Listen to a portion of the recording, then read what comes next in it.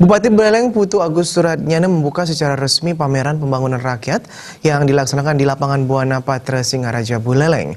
Ajang ini pemirsa merupakan upaya menggali potensi UKM kuliner dan kesenian di Buleleng. Menyambut peringatan HUT kemerdekaan RI yang ke-73 tahun, pemerintah Kabupaten Buleleng kembali menggelar pameran pembangunan, hiburan rakyat, dan pasar malam. Kegiatan tersebut dibuka langsung Bupati Buleleng yang ditandai dengan pemukulan gong. Saat ini jumlah peserta mencapai 35 yang berasal dari unsur SKPD, baik SKPD maupun BUMD. Sementara peserta di luar area pameran mencapai 80 pedagang.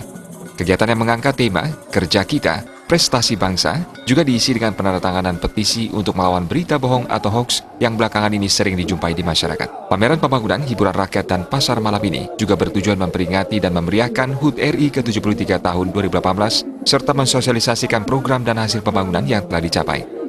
Bupati Buleleng Putu Agus Suratnyana sangat mengapresiasi kegiatan ini. Terlebih lagi, acara diisi penandatanganan petisi untuk melawan berita hoax. Hal ini juga diharapkan tidak menjadi wacana semata. Upaya melawan hoax ini harus ditunjukkan. Hanya bagian dari sebuah cara menyampaikan dalam bentuk formal. Ya. Saya lebih senang kalau kegiatan implementasinya lebih menonjol. Ya. Untuk kita tidak lagi melakukan ujaran lewat media sosial. Mudah-mudahan ini nanti bisa memberikan vibrasi kepada seluruh masyarakat bahwa kita tidak lagi melakukan hal-hal yang tidak terbukti di media sosial. Ya. Jadi ini bagian hanya untuk ini aja, untuk memperlihatkan kita sebagai bentuk formalnya saja. Berbagai stand kesenian, kerajinan, dan UKM masyarakat juga dihadirkan dalam ajang ini sebagai upaya untuk mengangkat potensi yang ada. Kepala Dinas Kominfo dan Persandian Buleleng, Ketut Suece, mengatakan, kali ini kondisi tersebut sangat jauh berbeda dibandingkan tahun lalu. Setiap stand saat ini dituntut untuk lebih aktif dan berinovasi.